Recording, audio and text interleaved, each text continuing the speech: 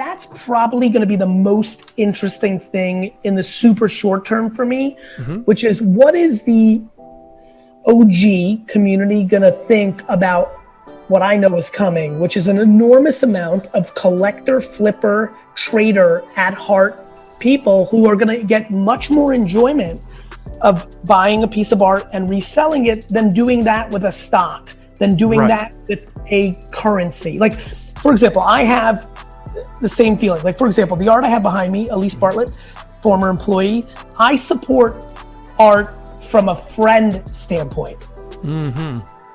Number one. Number two, personal networking is key.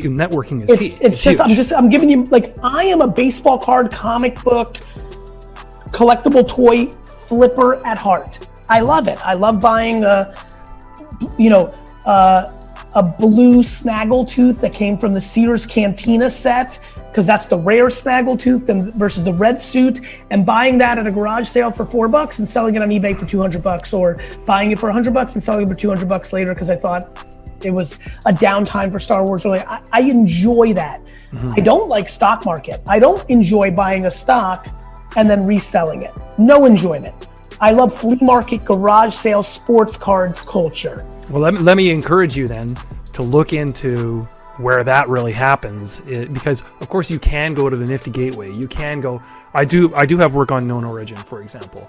However, I didn't start on known origin, of course, right? I started on Rarible. I know Rarible. I started on OpenSea, right? And that's where you can get that garage sale type. 100%. I'm on those. Where you find that gem, right? Super rare, OpenSea, Rarible, like Bitsky. I'm watching everything. I'm watching everything, and right now,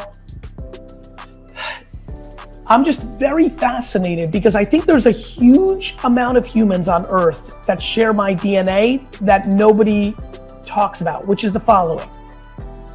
That trading component is much more fun in NFTs than it is in real estate or Wall Street.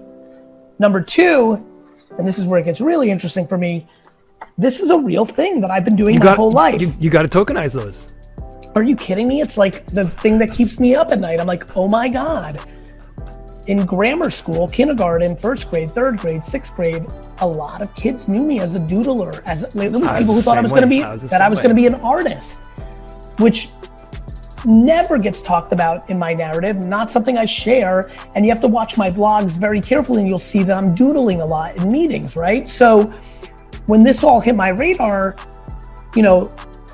that was something that really got me emotional. I'm like, oh my God, is this gonna be like, wow, God, literally, this is something I said, God, thank you. This is literally something I said to myself 6 months ago. God, are you kidding me? Have you created a technology that takes everything that I am, how to build a community, understanding storytelling, the doodling component, the garage sale flipping, the garbage pail kit, this is crazy. This is like my life's work. So I've been very cautious and thoughtful of my entry into this world because I know I have a big platform now. Yep. I'm not who I was the first couple times,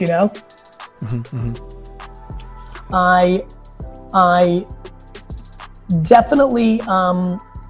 definitely am worried to drive the market. Right. I'm incredibly scared of that, Darren. I'm scared to talk about. You're scared of creating a bubble? Is that what you mean? It's funny. I'm actually not, because I think I'm only going to buy and talk about things that I've decided are 30-year projects. Okay. So I'm actually not scared because I think I'm good. It's what happened in sports cards. In the sports cards world, I've been uncomfortably right. And it's because I'm really darn good at this. And so I'm talking about NFT as a genre. I'm not really talking about projects because I just have more homework to do. I've alluded to, so I'll do it here as well.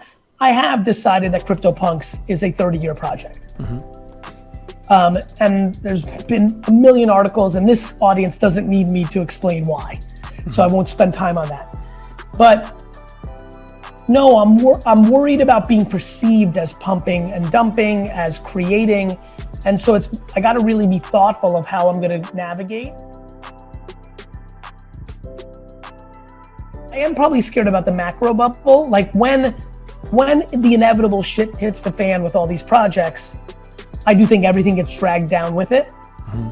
So I am scared to tell friends to invest in things, or because even though I think Punks is a steal, do I think if in 9 months or 13 months or 16 months, there's that crater moment because there's just too much supply and there's not sustainability of the secondary demand, could it go down with it? I do. Do I think that's probably when I'll go most buying crazy? To me, it's April 2000, Darren. April 2000 is when the stock market collapsed, internet stocks, and everybody bailed on the internet itself. And that's when I tripled down on the internet and said, no. The stocks might have been overvalued, but the whole genre is going nowhere. Yeah.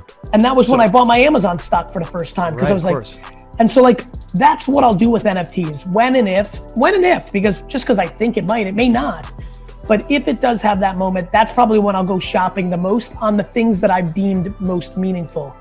But there's so much, I mean, different blockchains and, right?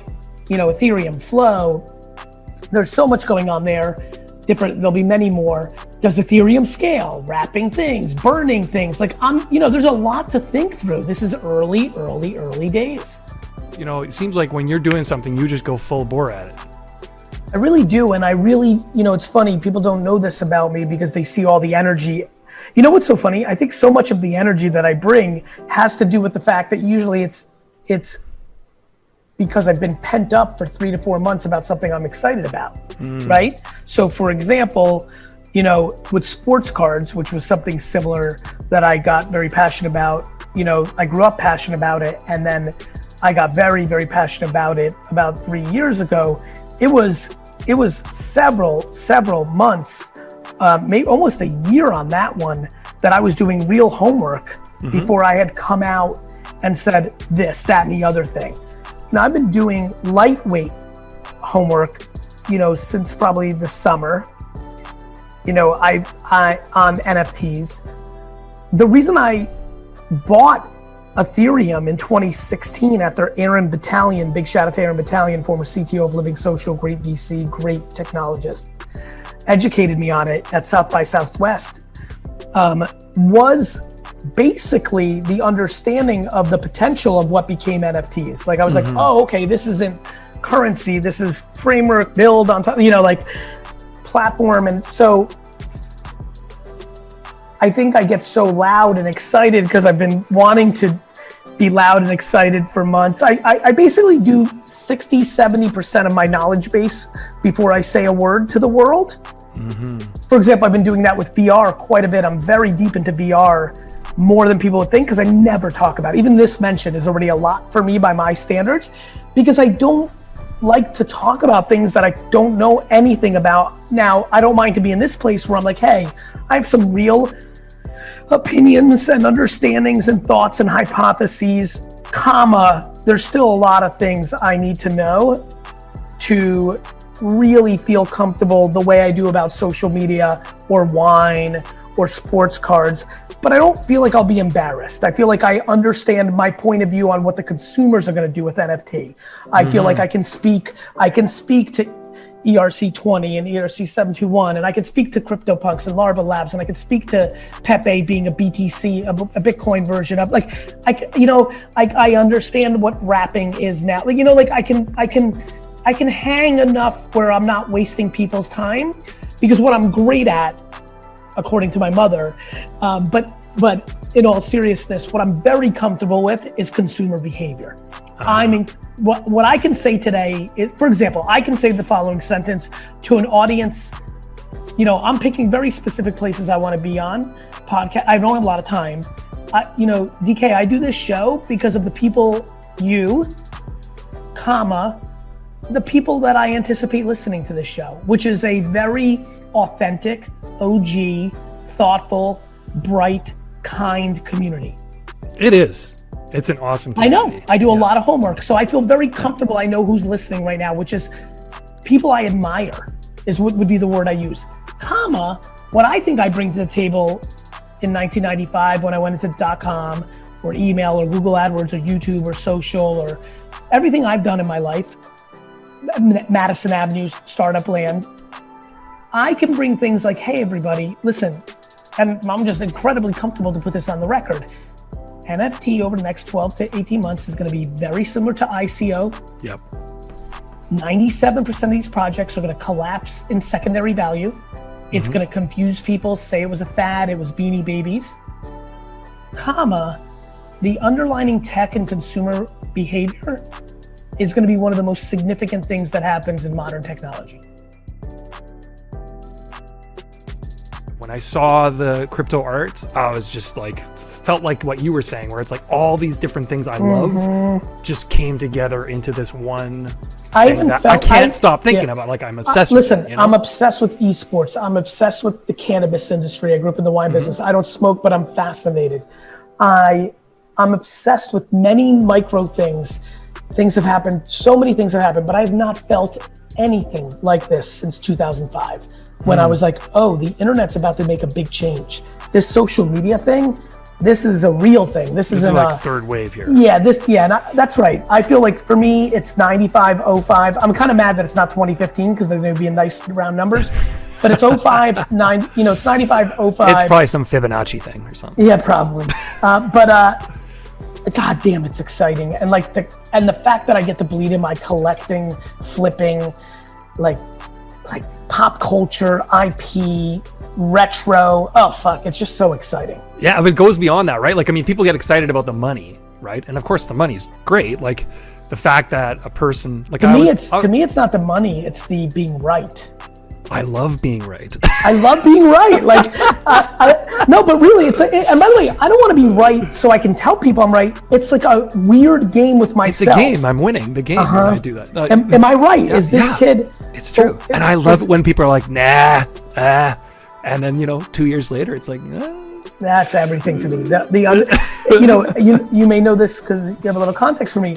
It's why I love documenting. I love, when someone's like, oh, Gary, you're a fly by night, and I can show him my point of view on virtual goods in 2010. I don't know if you saw that clip. I don't know if you all fly by night at this point anymore. Yeah, but you know what? Like when not fly by night, you know what? People are like, oh, you're just jumping on this. Right. You don't care about NFTs. Yeah, and I'm like, look at this video in 2010 when I'm talking about virtual currency and virtual goods. Like, this has been on my mind in some shape or form for a very, very long time. It's just prime time now. It's a culmination of a number of different elements coming together, coalescing. Absolutely. Yes.